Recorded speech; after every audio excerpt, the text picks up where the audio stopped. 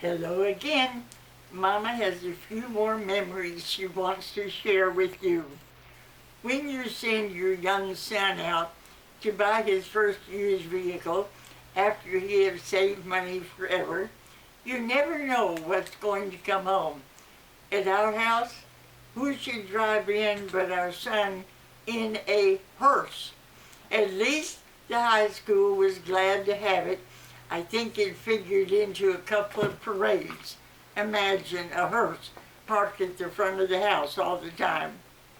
Mother and Dad had the maid for a while, and the maid had cooked dinner one night, and afterwards Mother walked into the kitchen and said, "Charlotte, I can't believe you've done all those dishes already." And she said, "Oh no, Mrs. Sharp, I put them out of sight. I don't like no nastiness around me." Daddy's mama did not like cats. She lived with us at the end of her life, and you can be sure our pet cat spent its time jumping on the bed trying to make friends with Nana. Well, it didn't work. She spent a lot of energy getting that cat back on the floor. One time we all went out for a while, and when we came back there was a shock. The cat had not only gotten on Nana's bed again, it had had a batch of kittens right under her nose. Every time Paul takes me to Wendy's, I chuckle inside, thinking that people look at my white hair, look at his brown hair, and they're probably saying, "Look at that nice man taking his grandmother out for a sandwich. What a really good man he must be." My mama, when she lived with us after she was 85, was told by the doctor, "No more weeding, Mary Louise. Your back can't handle this. I know you want to be a help, but you must stop the weeding." Well, Paul and I had been out for a while, and when we came home, who was standing in the middle of the front yard with two hands full of weeds and the sheepish look on her face, because there was nothing she could do to explain her way out of that situation. One night at dinner I said, "Michael, that curtain keeps blowing on your shoulder, and there's no fun in that. So figure out a way to get that curtain to settle down." Oh, he did.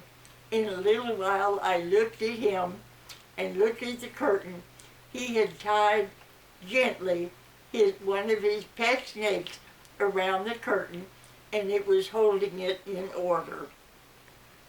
Laurel is one of our little traveling peacemakers, and one night she was on her way home to North Miami.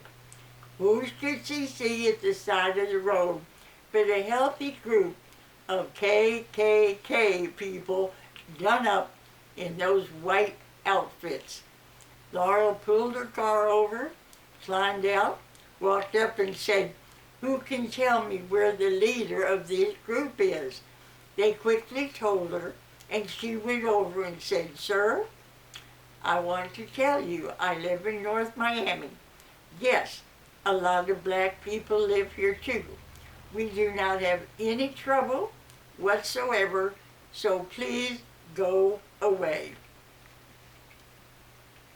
Our parakeet ran round and round the top of a very slender iced tea glass. All of a sudden, it fell in head first, and it was really bent up in the bottom of that glass.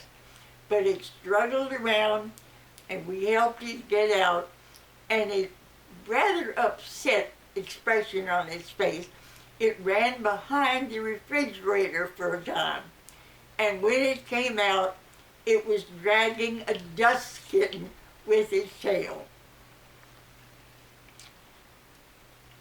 Down at my grandmama's place, they didn't have any trash pickup, but every farmer would find a ditch. That's what he just looked for, a ditch.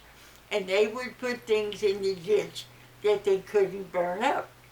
So one day my grandmother went through the medicine chest and took out the bottles of medicine that she felt were overdue, put them in a wheelbarrow, and called one of the black helpers. The man pushed the wheelbarrow out of the yard, across the road, and started down the hill.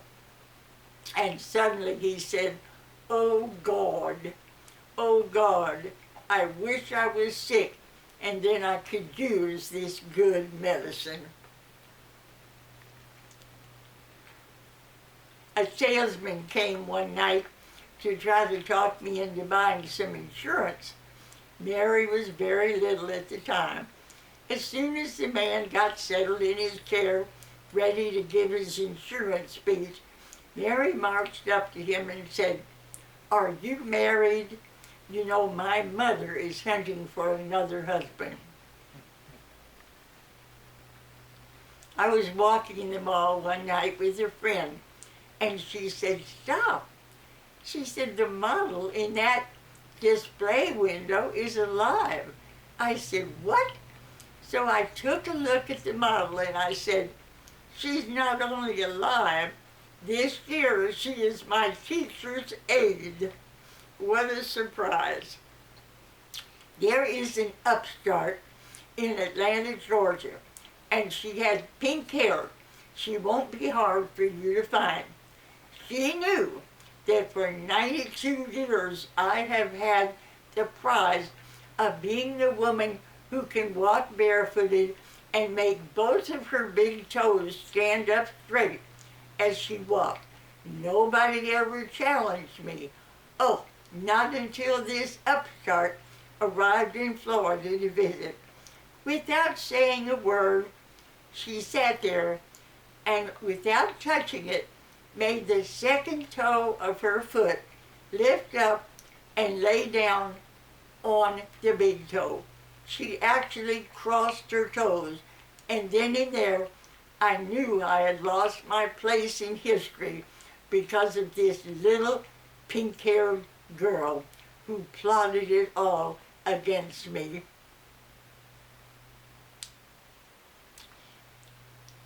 Long ago, I was the queen of the St. Louis flower show, and Mom and Dad got me a lovely white gown to wear, and it was much fun to be down there in the midst of all the flower displays. I was walking around in my white gown, and suddenly a tiny little older lady stopped in front of me, looked me up and down, and said, "Oh, now I have seen a dream walking." Well, I nearly fainted with pleasure after she said that. I was walking Taylor down the street years ago when he was small, and suddenly a very big dog barked out of an open window. I mean, it nearly knocked me over. It was such a shock. But Taylor, he put a hand on each hip and said, "What now?" as he looked back into the open window. A merry heart doeth good like a medicine, a reminder from Proverbs.